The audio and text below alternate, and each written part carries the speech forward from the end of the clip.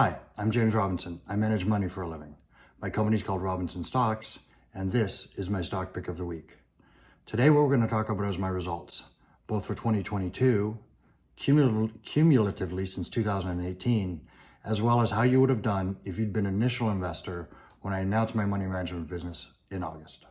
Historically, when I've gone through my year-end results with you guys, I have shared with you all of the stocks that I owned during that year, when I bought them, when I sold them, what price I paid, how much money I made or lost on the positions. I did that as a way of validating that I was getting the results that I was getting, and also because I didn't mind sharing the stocks that I owned.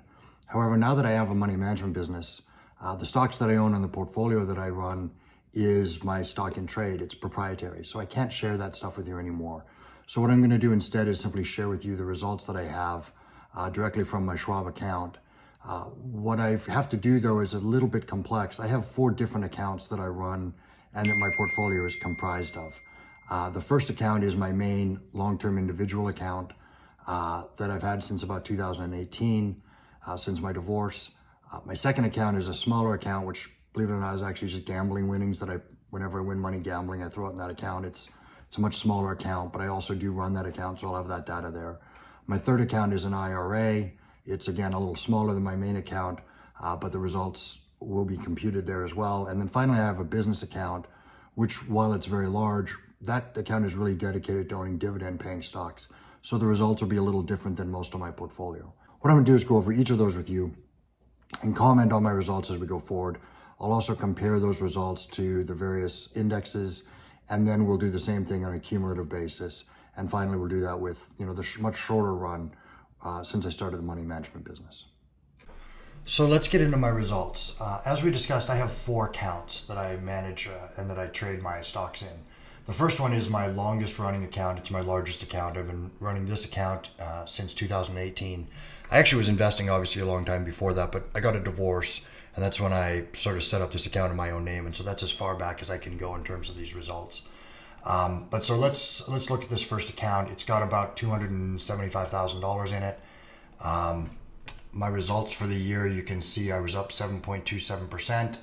Obviously, I'm very happy with that result. The worst day of the year for me was June 16th. I was down about 8%. And then I was up about 15% a couple of times during the year. Ended up 7.27%. Let's compare that to the S&P 500 for the same period of time. You can see that for the year, the S&P 500 was down 18.11%. I was up 7.27%, so I beat the S&P 500 by about 25% last year with my major account. Obviously very, very happy with that. So let's go on to my other accounts. My second account is a much smaller account. It's really only got about $20,000 in it. Believe it or not, this account is money that I have won gambling with my friends over the years. Whenever I win money gambling, I throw the money in this account and then I invest it. So a lot smaller amount. It's kind of a fun account for me. You can see that in terms of my results, was up for most of the year. I think I was down for a couple of days maybe. My peak value, I was up almost 30%, but I ended the year up 20.86% for the year. You can see that here. It's great. Obviously, I wish that I had had all of my money managed the way this one was, but there's just a couple of stocks in this account, Snap-on being one of the big ones, and it had a pretty good year. So long story short, did very, very well there. When you compare it to the S&P 500, the results are even better. I was up 20%. The S&P 500 was down 18%. So I beat that index by about 38% last year. That's great. My third account is my IRA. I've got about $55,000 in this account. You can see again that I did pretty well here. The peak profitability was August 16th. I was up 33%. I ended up the year up 5.37%. When compared to the S&P 500, I beat the market by about 23%. So again, I'm pretty happy with these numbers. When you look at the fourth account, my fourth account is a business account that I have some money in. It's about 400 grand. That account, I'm very heavily invested in dividend stocks. And I think as a result of that, because I focus so much on the dividend stocks in that portfolio, the results weren't as good. You can see here I was down almost the entire year, but I was only down 8% for the year. My worst point, I was down 20%.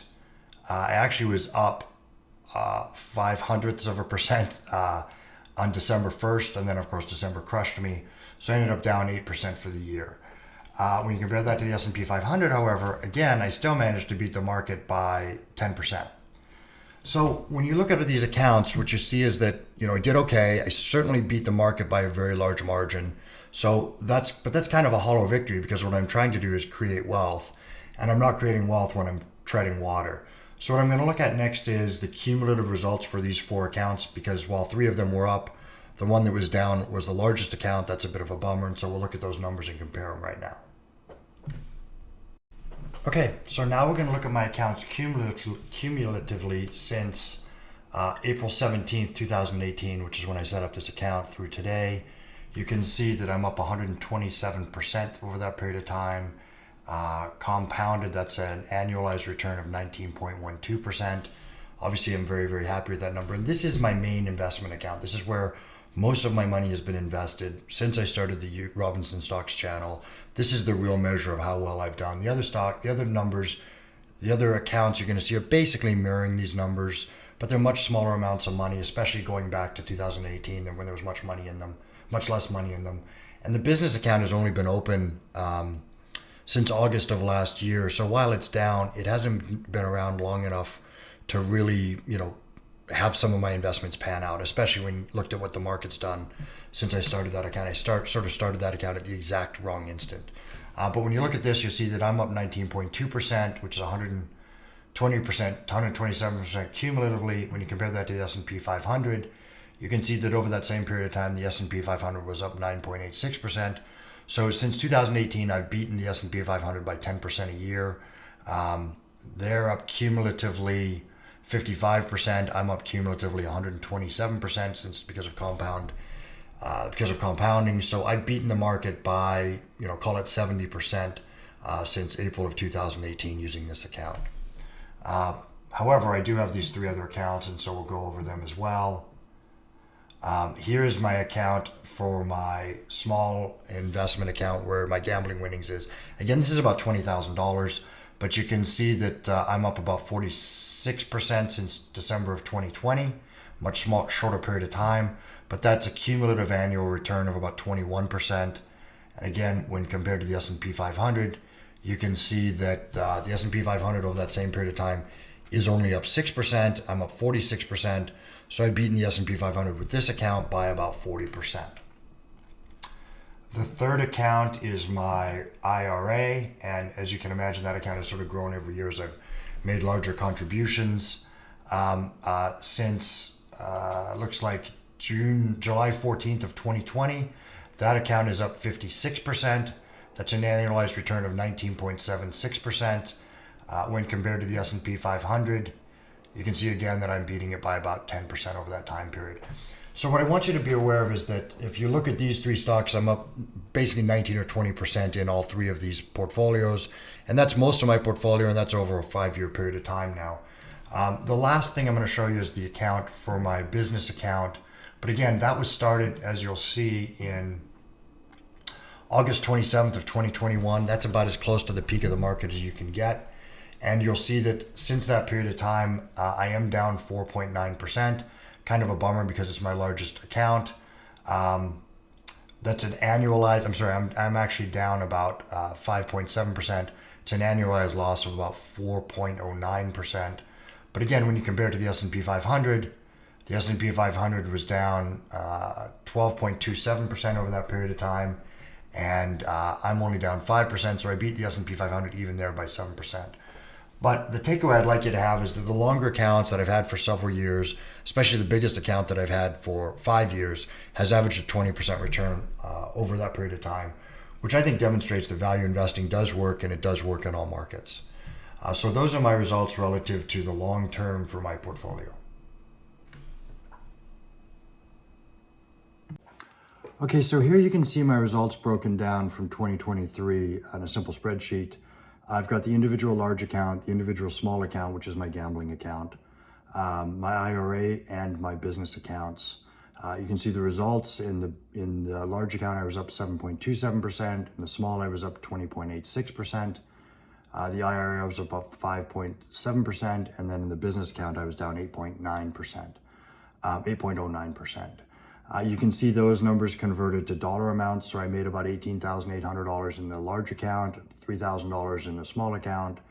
In the IRA, I made about $2,500, and in the business account, I lost about $24,000. Obviously, that's because that's the largest account. Unfortunately, when you add it all up, this is just heartbreaking for me. I lost $333. So in about a $725,000 portfolio that I ended the year up, I'd lost 0.05%. To put that in perspective, if you'd invested $10,000 in this portfolio, you'd have lost $4.59 over the year. That's compared to if you'd have been invested in the S&P 500, you'd have lost about $2,000.